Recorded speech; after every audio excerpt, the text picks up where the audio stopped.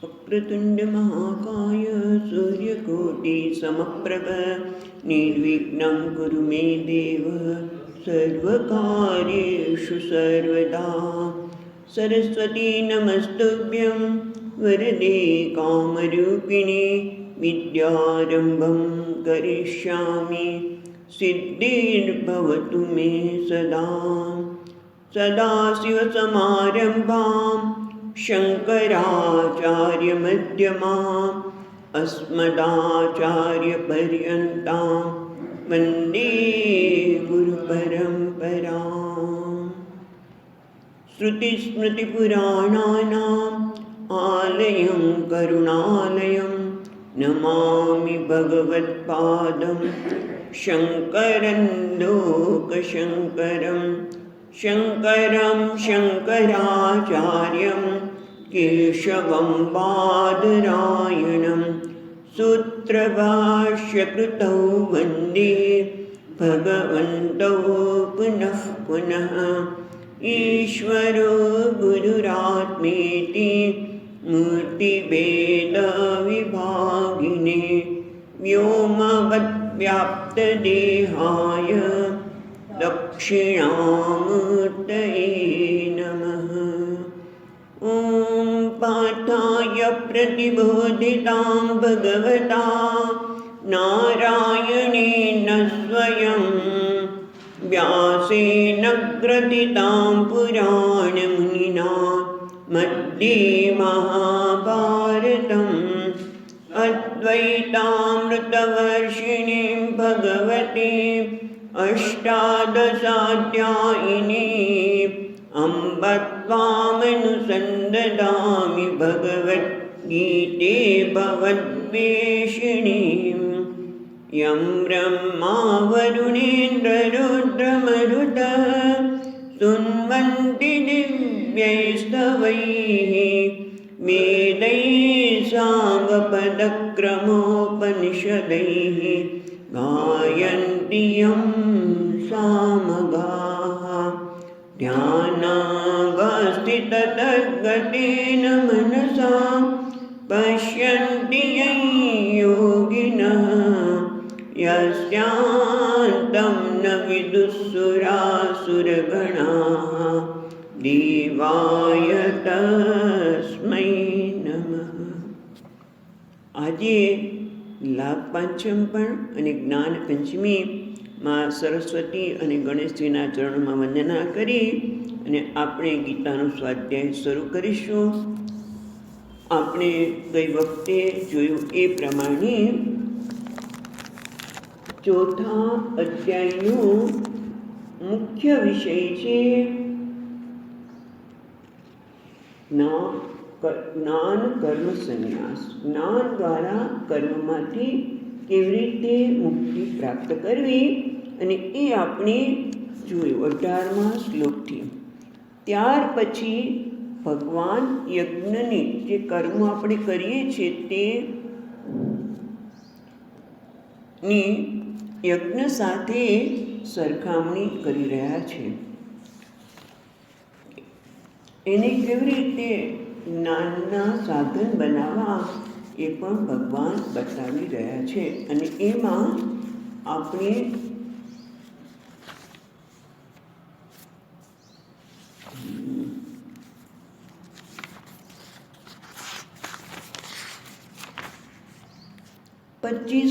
શ્લોકથી 24મા શ્લોકમાં તો જ્ઞાનની સ્તુતિ કરી બ્રહ્માર્પણ બ્રહ્મ હવિઃ એ દ્વારા. અને 25મા શ્લોકથી આપણે જોઈ રહ્યા છીએ કે યજ્ઞ એટલે શ્રેષ્ઠ કર્મ. અને એમાં 25મા શ્લોકમાં 2 યજ્ઞની વાત કરી. એક તો જે સામાન્ય યજ્ઞ આપણે કરીએ છીએ દેવતાને ઉદ્દેશીને કરવામાં આવેલો દ્રવ્યનો ત્યાગ. અને એટલા માટે કે છે દેવમ એવ અપરે યજ્ઞમ યોગિનઃ પર્યુપાસતે. યોગીના શબ્દ મહત્વનો છે. શું છે યોગી? એટલે કે જે કર્મયોગી છે, જે હવે એ જે કાર્ય કરે છે એમાં કામ્ય કર્મ નથી, એટલે કે મને આ મળી જાય એવું નથી. જેને એ કર્મ ઈશ્વર માટે કરે છે એને યોગી ન કહ્યું. અને એવા યોગી એટલે હવે પછીના બધામાં એ જ આવશે કે જે વ્યક્તિ ઈશ્વરાર્પણ બુદ્ધિથી કર્મ કરી રહી છે. અને એવા યોગીની વાત કરીએ, એવા યજ્ઞની વાત કરીએ. બીજામાં પાછા એક પહેલાંને આપણે જો કહીએ તો સાધ્ય યજ્ઞ અને એક સાધન યજ્ઞ. તો એમાં પહેલો છે એ સાધન યજ્ઞ. સાધન, જે સાધન દ્વારા અંતઃકરણ શુદ્ધિ થાય અને પછી જ્ઞાન માટે જિજ્ઞાસા અને જ્ઞાનમાં સ્થિતિ. તો બીજો યજ્ઞ છે એ સાધ્ય યજ્ઞ કહી શકીશું. તો એમાં આપણે જોયું કે બ્રહ્માગ્નૌ, અગ્નિની કલ્પના કરાવે છે. બ્રહ્મરૂપી અગ્નિની અંદર એ પોતાના આત્મા, યજ્ઞનો અર્થ છે આત્મા. યજ્ઞમ યજ્ઞે નૈવ જીવતી. આ બધું આપણે વિસ્તારથી જોઈ ચૂક્યા છીએ. યાદ કરીને આપણે આગળ જોવા માગીએ છીએ આટલા દિવસના વિરામ પછી. તો યજ્ઞનો અર્થ ત્યાં આત્મા. આત્મા નામ શું યજ્ઞ એવું શાસ્ત્રમાં કહ્યું છે. માટે એનો અર્થ આત્મા કર્યો. અને એમાં કહ્યું કે જે સોપાધિક આત્મા છે એને નિર્પાધિક આત્મામાં કયા જ્ઞાનરૂપી અગ્નિ દ્વારા એમાં આહુતિ આપવામાં આવે છે. એક મોટી વાત કરી, એ કંઈ સરળ નથી. કારણ કે ગમે તેટલું સાંભળતા હોઈએ તો પણ હું દેહ છું એ ભાવ જલ્દી છૂટતું જ નથી. અને એમાંથી મુક્ત થવું એટલું સરળ નથી. એના પછીના જે યજ્ઞ છે એમાં એક આપણે કીધું ને પ્રત્યાહાર, જેમાં દમ અને શ્રમ બંને આવી ગયા. 26મા શ્લોકમાં કહ્યું શ્રોત્રાદિની ઇન્દ્રિયાણી અન્ય સંયમાગ્નિષુ જીવતી. અન્ય એટલે કેટલાક સાધકો, અન્ય એટલે અહીંયા બીજા કેટલાક સાધકો શું કરે છે તો કે શ્રોત્રાદિની ઇન્દ્રિયાણી, શ્રોત્ર વગેરે ઇન્દ્રિયોને સંયમરૂપી, મનના સંયમરૂપી અગ્નિમાં આહુતિ આપે છે. એટલે કે એને એના વિષયોથી વંચિત રાખે છે. આંખને જોવું છે પણ કે આ રૂપ જોવાની જરૂર નથી. તારે આ રૂપ જોવાની જરૂર નથી. એટલે ઇન્દ્રિયોને એના વિષયથી વંચિત રાખે છે. બહુ મુશ્કેલ છે. અને બીજો એક એમના બીજી લીટીમાં કહ્યું એમાં શબ્દાદિન વિષયાન, શબ્દ સ્પર્શ રૂપ રસ, જ્ઞાનેન્દ્રિયના બધા વિષયો શબ્દ સ્પર્શ રૂપ રસ અને ગંધ એ વિષયોને શું કરે છે? ઇન્દ્રિયાને શું જુગતી, એ ઇન્દ્રિયો રૂપી અગ્નિમાં એને આહુતિ આપે છે. એ તો બધા કરે છે. વિષયોનું ગ્રહણ તો ઇન્દ્રિયો દ્વારા થાય જ છે. પણ અહીંયા તો વિશેષ શું કહો છો ભગવાન? તો યાદ કરો શું કહ્યું હતું કે એ વિષયોનું ગ્રહણ કરે છે, પણ કયા વિષયોનું? જે ધર્મને અનુરૂપ છે તે. ત્યાં જોયું અવિરુદ્ધ વિષય ગ્રહણમ હોમમ, જે વિરુદ્ધ ન હોય, ધર્મથી વિરુદ્ધ ન હોય એ વિષયનું ગ્રહણ કરવું, એટલે બીજાનો ત્યાગ કરવો, એનું નામ છે હોમ. એટલે કે છે ઇતિ હોમમ મન્યતે. મન તો ઘણું થાય છે કે લસણ ડુંગળી વગર તો કેમ ચાલે? ના, આ ઈશ્વરને હું જો લસણ અને ડુંગળી ન અર્પણ કરી શકું તો મારે પણ મારામાં રહેલા ઈશ્વરને, પરમાત્માને નથી અર્પણ કરવું. આ હોમ છે. આ તો એકની વાત કરીને બધા જ ઇન્દ્રિયોના વિષયોને શાસ્ત્રીય રીતે જે યોગ્ય છે એને ગ્રહણ કરવા, જે અધર્મ છે એને ન કરવા, એનો ત્યાગ, એના એવા હોમની વાત કરી. પછી 27મા શ્લોકમાં આપણે જોઈ ચૂક્યા છીએ ત્યાં ધ્યાન સમાધિ સર્વાણ ઇન્દ્રિય કર્માણી પ્રાણ કર્માણી જ અપરે આત્મ સંયમ યોગાગ્નૌ જુવતી જ્ઞાન દીપિતે. મહત્વનું શું છે? જ્ઞાન દીપિતે એટલે જ્ઞાન રૂપી દીપક. એટલે શું છે? સ્નેહન એવા પ્રદીપ્ત. સ્નેહ એટલે દીવો ક્યારે પ્રદીપ્ત થાય? દિવાળી આવી, દીવો આખી રાત રાખવો હોય તો શું કરવું પડશે? સ્નેહ, ઘી કે તેલ કશું પૂરવું પડે. એમ પ્રેમપૂર્વક એને જ્ઞાનથી પ્રજ્વલિત કર્યું છે. કયું જ્ઞાન છે પ્રજ્વલિત કરવા માટે? કયું તેલ છે? કયું ઘી છે? સ્નેહ એટલે તો કહે છે જ્ઞાન એટલે કે વિવેક. કયો એક રસ? પહેલાં ધર્મ અને અધર્મનો વિવેક અને ત્યાર પછી આત્મ અનાત્મનો વિવેક. એ વિવેક દ્વારા એ શું કરે છે તો કે સર્વાણ ઇન્દ્રિય કર્માણી, બધી ઇન્દ્રિય કર્મ અને પ્રાણ, વાયુ પ્રાણના જે પંચ પ્રાણ છે બધાનો એ આત્મ સંયમ રૂપી અગ્નિમાં જોહતી હોમ કરે છે. પણ એમાં મહત્વનું છે જ્ઞાન. આત્મ અનાત્મના જ્ઞાન દ્વારા ઇન્દ્રિયો અને પ્રાણના કર્મો પર પોતે સંયમ પ્રાપ્ત કરે છે. અને એ પછી 28મો શ્લોક આપણે અધૂરો છોડ્યો હતો, થોડુંક બાકી રાખ્યું તો એને જોઈ અને પછી આગળ વધીશું. તો 28મો શ્લોક અહીંથી બોલવામાં આવશે, તમે સાંભળો અને રિપીટેશન કરજો. દ્રવ્યયજ્ઞાસ્તપો યજ્ઞાઃ, વ્યયજ્ઞાસ્તપો યજ્ઞાઃ, યોગયજ્ઞાસ્તથા પરે, યોગયજ્ઞાસ્તથા પરે, સ્વાધ્યાયજ્ઞાનયજ્ઞાશ્ચ, સ્વાધ્યાયજ્ઞાનયજ્ઞાશ્ચ, યતયઃ સંશ્રિતવ્રતાઃ, યતયઃ સંશ્રિતવ્રતાઃ. અને અહીંયા 6 પ્રકારના યજ્ઞની તો પહેલે 5 પણ ગણતરી કરે છે, સ્વાધ્યાય અને જ્ઞાનયજ્ઞને એક લઈને. પણ આપણે જોઈએ તો એક છે દ્રવ્ય યજ્ઞ, બીજું તપયજ્ઞ, યોગ યજ્ઞ તથા પરે. કેટલાક આમાંથી બધા કરે છે અથવા તો કોઈ પણ એક કરી શકે. પણ કયા છે? દ્રવ્ય યજ્ઞ, તપયજ્ઞ, યોગ યજ્ઞ. આપણે યોગ યજ્ઞ શું છે જોઈએ છીએ. સ્વાધ્યાય જ્ઞાન યજ્ઞશ્ચ, યતયઃ જે યતિ છે અને કહેવાય છે સંસ્થિત વ્રતાઃ, બહુ સંસ્થિત દ્રઢપણે આ બધા વ્રત કર્યા છે. આમાંના જે ઉપરના કયા એ વ્રતને દ્રઢપણે પાળી રહ્યા છે. હવે યાદ કરી લઈએ તો દ્રવ્ય યજ્ઞ એટલે દ્રવ્યનો ત્યાગ. અને અહીંયા પૂર્ત અને દત્ત કર્મને દ્રવ્ય યજ્ઞ કહ્યો કે મને ભગવાને પૈસા આપ્યા છે તો બીજા માટે પણ થોડા વાપરીએ. એટલે પહેલાંના વખતમાં તો પાણી વાપી, કૂપ તળાગાદી, કૂવો વાવ ખોદાવી, મંદિર બંધાવવું, ધર્મશાળા બંધાવી, એ બધું કીધું. અત્યારના સંદર્ભમાં આપણે જુદી રીતે એનો ઉપયોગ કરી શકીએ, પણ લોક સમાજ ઉપયોગી વસ્તુ બની શકે એનો ત્યાગને અહીંયા દ્રવ્ય યજ્ઞ કહ્યું. અને અહીંયા આપણે ઉમેરી પણ શકીએ કે દ્રવ્ય યજ્ઞમાં ફક્ત પૈસા જ નહીં, પણ મને પરમાત્માએ કંઈક સંપત્તિ આપી છે. કારણ કે કદાચ સંપત્તિમાં પૈસા એટલા બધા ન પણ હોય તો આપણે ભગવાને બીજું પણ દ્રવ્ય આપ્યું છે, બુદ્ધિરૂપી દ્રવ્ય. ઘણા લોકો કંઈ નહીં તો વૃદ્ધાશ્રમમાં જાય અને એમને માજી સંભળાવે, એમને 2 મિનિટ મીઠી વાણીથી વાત કરે, એ પણ યજ્ઞ જ છે. અને એ રીતે સેવાની ભાવનાથી કંઈ મેળવવાની આવશ્યકતા નથી, એને દ્રવ્ય કહેલું.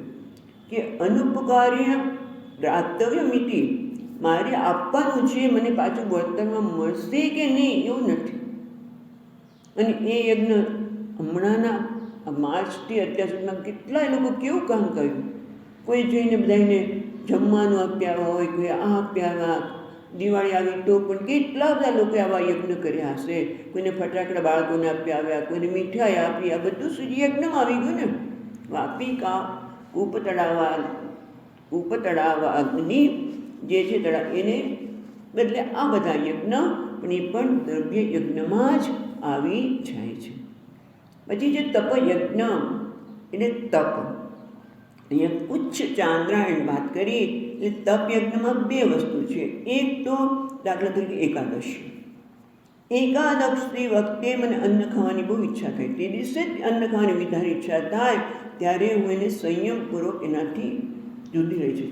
એટલે કે આના વગર હું સુખપૂર્વક રહી શકું છું, હું અન્નનો ગુલામ નથી. અને સાથે સાથે એટલું જ નહીં, સાથે સાથે પ્રાર્થના પણ હોય. તપ કરીએ, એકાદશી કરીએ, ઉચ્ચ ચાંદ્રાયણ વ્રત કરીએ તો સાથે સાથે પ્રાર્થના પણ પરમાત્માની અંદર જોડાઈ જાય. એને તપયજ્ઞની વાત કરી. કે હું ગુલામ બનવા માગતો નથી કોઈ પણ વસ્તુનો, વાણીનો પણ નહીં. જેમ કે મૌનમ, મને બોલાવો કે ચાલશે જ નહીં એવું નથી.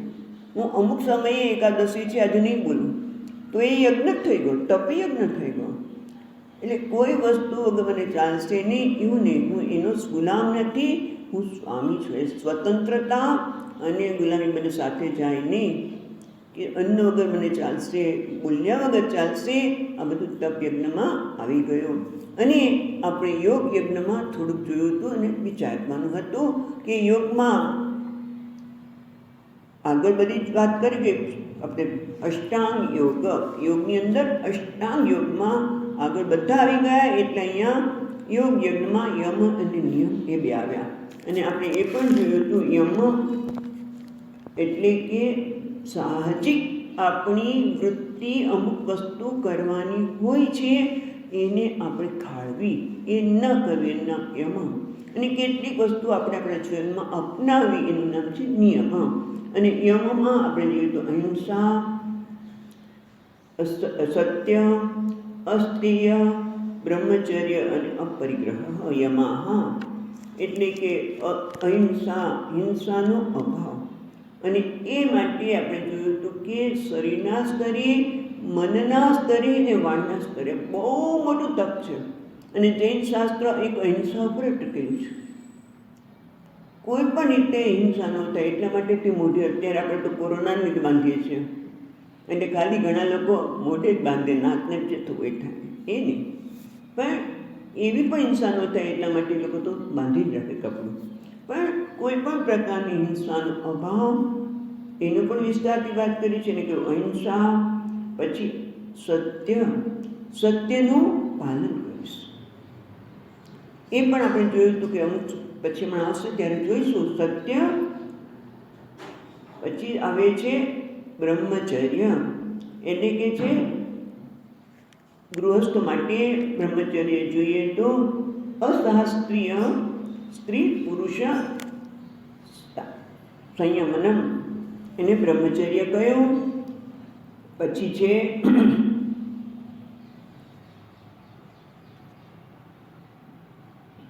અપરિગ્રહ, પરિગ્રહનો અભાવ એટલે દેહની યાત્રાનો નિર્વાહ કરવા માટે જેટલું જરૂર છે એટલા જ ભોગના સાધનો સ્વીકાર કરીશ.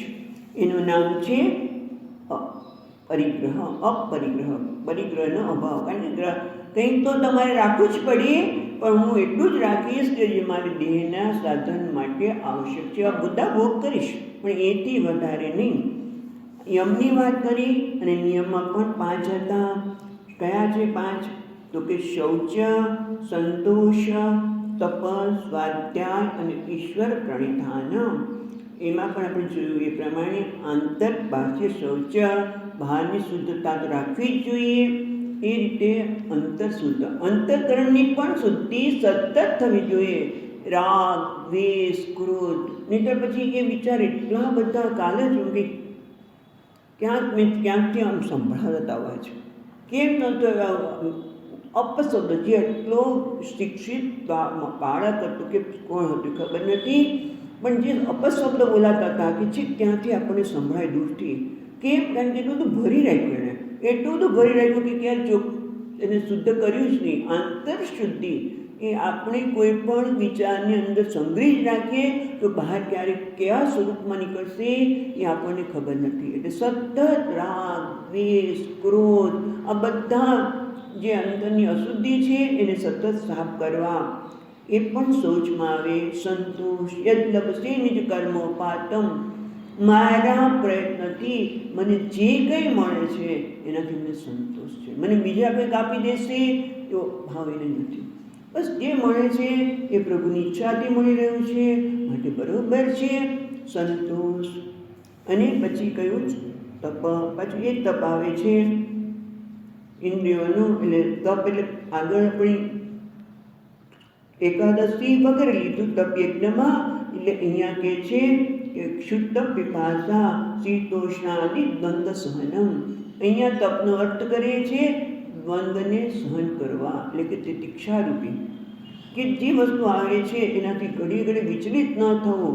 ઠંડી, ગરમી, ભૂખ, તરસ, આમ સેજ ભૂખ લાગીને અકળાઈ ગયા, સેજ પાણી પીવાની તરસ લાગીને આપણે પાણી વગર નહીં ચાલે, એવું જે બધું છે એ બંધનું સહન કરવું. માન અપમાન બળામાં આવી જશે, આ બધાને સહન કરવું એનું નામ છે તપ. પછી છે કાષ્ટમોહન, એ પણ તપ છે. સ્વાધ્યાય એટલે કે પ્રણવ જપ વગેરેને અથવા તો જે સ્તુતિ વગેરે છે એને સ્વાધ્યાયમાં લઈએ. અને જ્ઞાન યજ્ઞ એટલે જે શાસ્ત્ર, વેદાંત શાસ્ત્ર જે આત્માની વાત કરે છે એ આત્મતત્વનું અનુસંધાન કરવું, એનું સ્વાધ્યાય કરવો, એ બધું જ જ્ઞાન યજ્ઞમાં આવી જાય છે. હવે બાકી રહ્યા હતા બીજા બે જે આપણે વાત કરવાની બાકી રહી હતી. બીજી લીટી બાકી હતી ગઈ વખતે. સ્વાધ્યાય જ્ઞાન યજ્ઞાશ્ચ યતય સંસ્થિત વ્રતા. સ્વાધ્યાય યજ્ઞ એટલે કે યથાવિધિ વેદ અભ્યાસ પરાહ, વેદનો અભ્યાસ કરવો એનું નામ છે સ્વાધ્યાય. અને જ્ઞાન યજ્ઞ એટલે અહીંયા જ્ઞાન યજ્ઞ એટલે ન્યાય દ્વારા વેદાંત, વેદનું તાત્પર્ય શેમાં છે? તત્વમસી મહાવાક્યમાં જ તાત્પર્ય છે. જ્ઞાન યજ્ઞનો અર્થ અહીંયા એવો કરે છે કે વેદાર્થ નિશ્ચય પરાહ, વેદનો અર્થ શું છે, વેદનું તાત્પર્ય ક્યાં છે એ ન્યાય દ્વારા, લોજિક દ્વારા પણ સમજવું જોઈએ. ખાલી આપણે શ્રવણ કરીએ, ગુરુ મહારાજ આપણે કહે છે એટલું જ નહીં, પણ આપણે એને બુદ્ધિના તર્કને દ્વારા એ પણ આપણે અહીંયા તર્ક પણ આપણે આપે છે કે વેદનું તાત્પર્ય તત્વમસી મહાવાક્યમાં જ છે. તું તે છું, તું પૂર્ણ છું, તું આનંદ સ્વરૂપ છું, તું શાંત સ્વરૂપ છે, બધું જ એમાં આવી ગયું. એનો નિર્ણય કરો તત્વમસી મહાવાક્યનો. એને જ્ઞાન યજ્ઞ કહ્યું. યતયઃ જે યતિ છે એ કેવા છે? સંસ્થિત વ્રતા, એટલે કે જે પોતાના કરેલા નિર્ણયમાં દ્રઢતા છે. સંસ્થિત તીક્ષ્ણીકૃતા, એને વ્રતને એકદમ તીક્ષ્ણ બનાવ્યા છે. એમાં અહીંયા થોડાક બતાવે છે કે કાલ,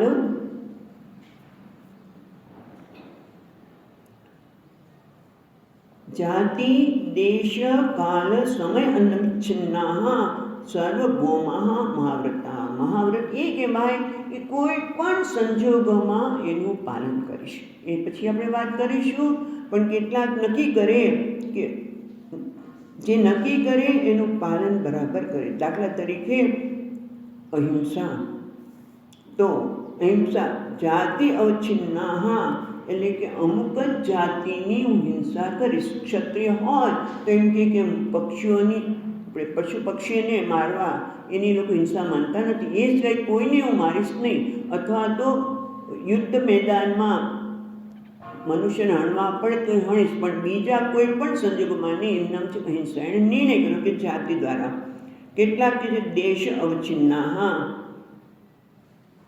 અમુક દેશમાં જઈશ તો ત્યાં હું અહીંયા સરસ આપ્યું છે,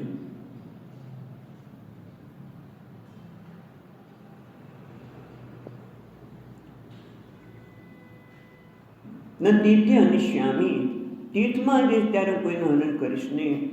પછી કાલ એટલે ચતુર્દશી હોય, અષ્ટમી હોય, આ પુણ્યતિથિમાં હું હિંસા કરીશ નહીં. કાલ ક્ષત્રિય માટે છે, આ હિંસાની વાત કરે છે. એ રીતે સત્યનું પાલન હું કરીશ. પણ વિવાહ વગેરે પ્રયોજનમાં કોઈના લગ્ન થતા હોય ત્યારે હું કદાચ ખોટું બોલવું પડશે તો બોલી લઈશ. એને પણ સંચિત વ્રતા, અને વ્રત કર્યું લીધું છે કે અહિંસાનું, સત્યનું, પણ એ બધામાં અમુક છૂટ રાખી છે કે એ સિવાય હું ક્યારેય અહિંસા નહીં કરું, ક્યારેય ખોટું નહીં બોલું. એને સંચિત વ્રતા કીધા કે આ તો હું ગમે ત્યારે પાલન કરીશ. ઘણા એવા હોય બસ આટલા વાગે ઉઠી જવું, આટલા વાગે જપ કરવા, પછી ગમે તે પરિસ્થિતિ હોય તો એ જાણ પકડી રાખે, એને કે સંચિત વ્રતા. અને અહીંયા હમણાં 2 મિનિટ પહેલાં આપણે વાત કરી કે દેશ, કાળ, જાતિ, કોઈ પણ વસ્તુને અનુસર્યા વગર એનું પાલન કરવું, એને મહાવ્રતા. અને એમાં કોણ આવે? પરશુરામ, શ્રીરામ અને નચિકેતા જેવા. કે બસ કીધું એટલે કરવાનું છે. પિતાનું વાક્યનું પાલન કરવાનું. એ 14 વર્ષ માટે વનમાં જવા તૈયાર. આગલે દિવસે રાજ્યાભિષેક છે, બીજા દિવસે જવાનું તો તરત જ તૈયાર. પરશુરામે કીધું હોય કે જ્યાં પિતાનું તો તરત જ, પણ આપણે ન કરી શકીએ. એમાં જ્યારે પરશુરામના પિતાએ કહ્યું હોય તો એ પિતાનું પણ તપનું બળ હતું અને એટલા માટે એને પાલન કર્યું. પણ આ બધા સંક્ષિપ્ત વ્રતા આ પ્રકારના યજ્ઞની વાત કર્યા પછી હવે આગળ 29મા શ્લોકમાં પ્રાણાયામની વાત કરી છે. એ જોઈએ આપણે. 29મો શ્લોક.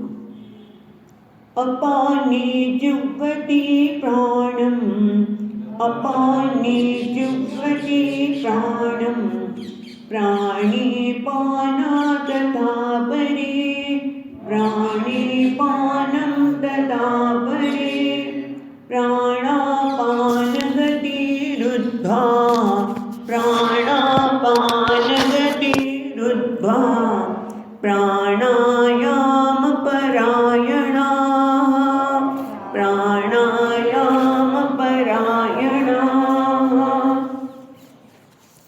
અપાને જુગવતી પ્રાણમ, અપાન વાયુમાં એ પ્રાણવાયુનો હોમ કરે છે અને પ્રાણવાયુમાં અપાનમ જુગવતી, તો કેટલાક અપાનનું અપરે એટલે આ બધું એક જ વ્યક્તિ કરે છે. આમ જોવા જઈએ તો અપરે એટલે કેટલાક બીજા લોકો એવા છે કે જે પ્રાણાયામ કરવામાં પરાયણ છે. પ્રાણાયામ પરાયણા. હા, એ લોકો શું કરે છે કે અપાનને પ્રાણમાં આહુતિ આપે છે, પ્રાણની અપાનમાં આહુતિ આપે છે અને પછી બીજી રીતમાં કહ્યું એ પ્રમાણે પ્રાણાપાન ગતિ રુદ્ધા, પ્રાણ અને અપાનની ગતિનું રોધન કરે છે અને આ લોકો પ્રાણાયામને પરાયણ છે.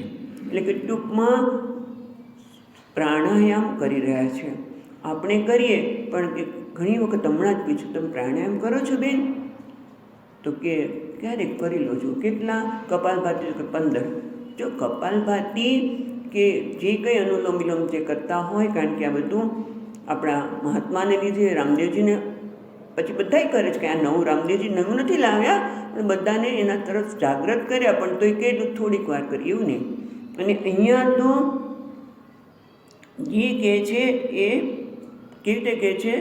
સગર્ભ પ્રાણાયામ, સંધ્યા વંદન કરતા હોય ત્યારે આવું કરવામાં આવતું હોય છે. અને પહેલાં બધાને ખ્યાલ હશે કે અપાન અને પ્રાણ એટલે શું? અપાન એટલે જે આપણે શ્વાસ અંદર લઈએ છીએ અપાન વાયુ છે, બહાર કાઢીએ છીએ પ્રાણવાયુ છે.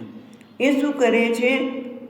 આ વ્યક્તિ અપાને જુગવતી પ્રાણમ, એ જે શ્વાસ અંદર લે છે ત્યાં પ્રાણમાં એ શ્વાસ અંદર લઈને બહાર કાઢતો નથી. એટલે કહેવાય ને રેચક, પૂરક અને પછી કુંભક અને બાહ્ય કુંભક અને બાહ્ય કુંભક અને આંતરકુંભક. કુંભકના 2 પ્રકાર. કુંભક એટલે શ્વાસને રોકી લેવો, એ લેતો પણ નથી કે બહાર કાઢતો પણ નથી, એને કંઈક કુંભક કહીશું. એક આંતરકુંભક છે, બાહ્ય કુંભક છે. એટલે શું કહે છે? સગર્ભ પ્રાણાયામ. જે પ્રાણાયામ કરતા હશે ગાયત્રી મંત્ર દ્વારા, એને ખબર હશે કે આખો મંત્ર વ્યાહૃતિ સાથે કે ઓમ ભૂહુ, ઓમ ભુવઃ, ઓમ સ્વઃ, ઓમ મહઃ, ઓમ જનઃ, ઓમ તપઃ, ઓમ સત્યમ, ઓમ તત્સવિતુર્વરેણ્યમ ભર્ગો દેવસ્ય ધીમહિ. એટલું જ નહીં, ધિયો યો ન પ્રચોદયાત. પાછું આખું આપણે આપો જ્યોતિ ભૂતભુવઃ સુરોમ, આટલું બોલે ત્યાં સુધી એ શ્વાસ લે, પછી શ્વાસ રોકી રાખે, શ્વાસ રોક્યા પછી શ્વાસ બહાર કાઢે અને બહાર રોકો. આખી એક પ્રક્રિયા કરે ત્યારે એક પ્રાણાયામ થયો અને એ રીતે એને ભરેલું છે. જ્યારે આપણે આ વાત કરી ત્યારે એક બહુ મહત્ત્વની વાત કહીએ કે આ પ્રાણ અને અપાનની જ્યારે વાત કરીએ છીએ ત્યારે 2 મુદ્રાની પણ તમને જરાક બતાવું કે બહુ અગત્યની મુદ્રાઓ છે. એક છે અપાન મુદ્રા. અપાન મુદ્રાની અંદર આ 2 વચલે આંગળી અને અંગૂઠો એને જોડીને તમે 45 મિનિટ સુધી પણ રાખી શકો. તો એવું કહે છે કે જેને પ્રોસ્ટેટ ગ્રંથિનો પ્રોબ્લેમ હોય એના માટે નથી, પણ તમે આ પ્રયોગ કરો તો જેને યુરિન બંધ જ થઈ ગયો હોય એને યુરિન ચાલુ થાય છે. એ સિવાય આંખને, કાન ને મોઢા એ બધાના જે વિકાર છે એ અપાન મુદ્રામાં દૂર થાય છે. એટલે કે અપાન મુદ્રા એટલે ફરી એકવાર સમજાવીએ તો વચ્ચેની બે આંગળી એટલે કે મધ્યમાં અને જેનાથી તમે અનામિકાથી જેનાથી તમે ચાંદલો વગેરે કરો છો એ મધ્યમાં અનામિકાને ટોચને અંગૂઠા સાથે જોડીએ એટલે અપાન મુદ્રા થઈ બાકીની બંને આંગળીને સીધી રાખવામાં આવે. ટચલી આંગળી અને તર્જનને સીધી રાખવામાં આવે એને કહેવાય અપાન મુદ્રા. આનાથી ગમે તેવું યુરિન બંધ થઈ ગયો હોય, આ કરેલો અનુભૂત પ્રયોગ લખવામાં આવ્યો હોય એ ચાલુ થઈ જાય છે. અને બીજી છે પ્રાણ મુદ્રા, એ પણ બહુ અગત્યની છે. અને એ પ્રાણ મુદ્રા પર વાત કરી દઉં તો એમાં ટચલી આંગળી અને અનામિકા એની ટોચને અંગૂઠા સાથે જોડી આગળની બંને આંગળી તર્જની અને મધ્યમાંને સીધી રાખવામાં આવે ત્યારે એ પ્રાણ મુદ્રા થઈ. આના લીધે જે લોકોને કહીને અશક્તિ આવી ગઈ હોય, કમજોરી આવી ગઈ હોય, શરીર દુર્બળ થઈ ગયું હોય એના માટે આ ખાસ મુદ્રા છે. એ શક્તિ ઉત્પન્ન કરે છે શરીરમાં. શારીરિક અને માનસિક દ્રષ્ટિ પણ એ વ્યક્તિ શક્તિશાળી બને છે અને રોગના સંક્રમણથી એ દૂર રહે છે. પગમાં સોજા ચડી ગયા હોય, ગોટલા સોજા નહીં પણ પગમાં ગોટલા ચડી ગયા હોય એના માટે પણ આ પ્રાણવાયુનો પ્રાણ મુદ્રાનો પ્રયોગ ખૂબ જ ઉપયોગી થાય છે. અથવા તો બીજી રીતે કહીએ તો ક્રેમ્પ આવતા હોય, ઘણા લોકોને પગમાં ખેંચાણ થતું હોય તો એ પણ દૂર થાય છે. ચાલો બહુ બધી વાત નહીં કરીએ, અહીંયા તો કેટલા બધા એના ઉપયોગ બતાવ્યા છે. પણ અત્યારે આપણે પ્રાણ અને અપાનની વાત કરી કે અપાનની અંદર જુવતી પ્રાણ એટલે કે અપાન જ્યારે શ્વાસ લે છે પછી એ શ્વાસને બહાર કાઢતો નથી, બરાબર, પૂરક થયું. પછી એ જ્યારે શ્વાસને બહાર કાઢે છે ત્યારે એ ફરીવાર શ્વાસને લેતો નથી. પ્રાણે અપાનમ જુવતી અને પાછું પ્રાણાપાનમ ગતિરુદ્ધા, પ્રાણ અને અપાનની રોધન કરીને એટલે કે આંતરકુંભક અને બાહ્ય કુંભક આ બંને પણ આવી ગયા.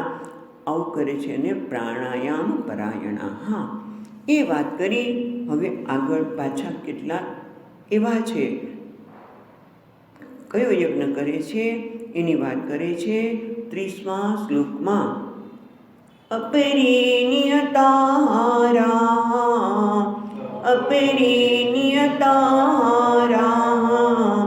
પ્રાણાન પ્રાણેષુ જુહ્વતી, પ્રાણાન પ્રાણેષુ જુહ્વતી સર્વેપ્યેતે યજ્ઞવિદઃ, સર્વેપ્યેતે યજ્ઞવિદઃ યજ્ઞક્ષપિતકલ્મષાઃ, યજ્ઞક્ષપિતકલ્મષાઃ.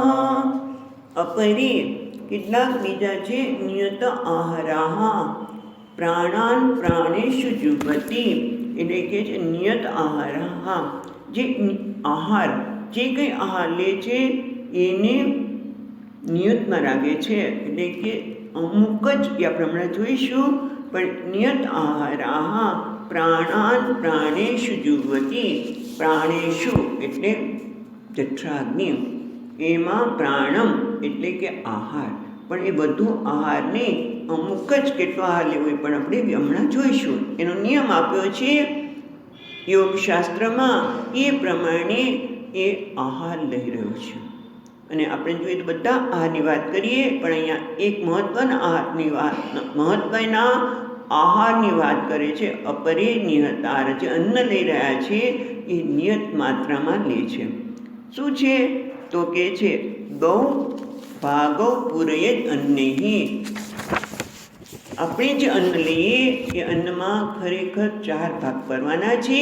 એમાં 2 ભાગનું જ અન્ન, 1 ભાગનું જળ, એ દાળ વગેરે પણ આવી જાય. દાળ લો કે છાશ લો, જે કંઈ એ 1 ભાગ. અને એક ભાગ છે એ વાયુ સંચરણાર્થમ, એટલે આપણે જ નક્કી કરવું જોઈએ કે મારે કેટલું અન્ન શરીરને આપવાનું છે. અમુક ઉંમર પછી અન્નની માત્રા પણ ઓછી કરવી પડે છે. આ બધું જ એ સમજણપૂર્વક કરી રહ્યો છે.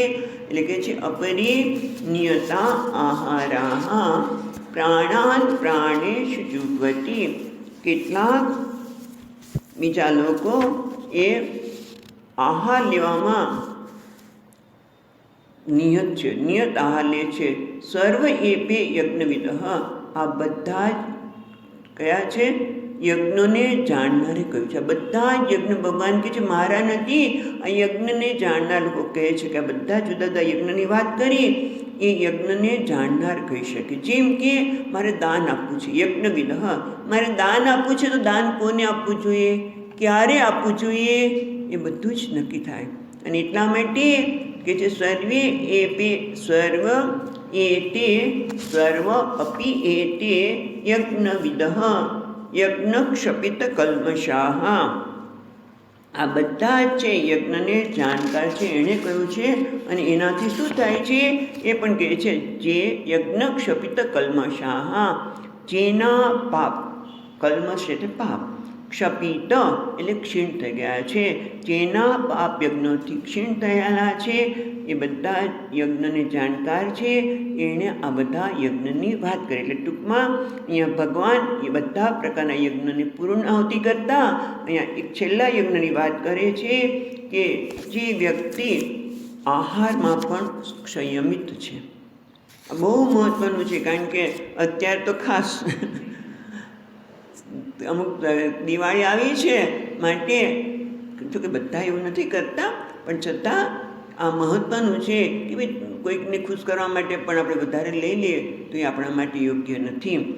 પણ અહીંયા આહારની શુદ્ધિની પણ વાત છે. આહાર શુદ્ધ સત્વશુદ્ધિ, સત્વશુદ્ધિ ધ્રુવામૃતિ. એટલે જેવો આહાર લઈશું, જેવો આહાર એવો મન થવાનું છે. એટલે આહારમાં શુદ્ધિ અને સાથે સાથે અમુક જ માત્રામાં આહાર લેવો, એને યજ્ઞ કહેવામાં આવ્યો. આહાર તો આપણે લઈએ જ છીએ, પણ આ રીતે 2 ભાગનું અન્ન, 1 ભાગનું પ્રવાહી અને 1 ભાગ વાયુના સંચાર અંતે થાય છે. એ બરોબર નિયમનું પાલન કરે એને કહેવાય છે નિયત આહારા યજ્ઞ. અને આ બધાના લીધે જેનું કલ્મશ છે એ ક્ષીણ થઈ ગયું છે. એટલે અહીંયા યજ્ઞની વાત પૂરી કરી. હવે ભગવાન આગળના શ્લોકમાં યજ્ઞની સ્તુતિ કરવાના છે. એ આપણે કાલે જોઈશું. બરાબર. ઓમ પૂર્ણમદઃ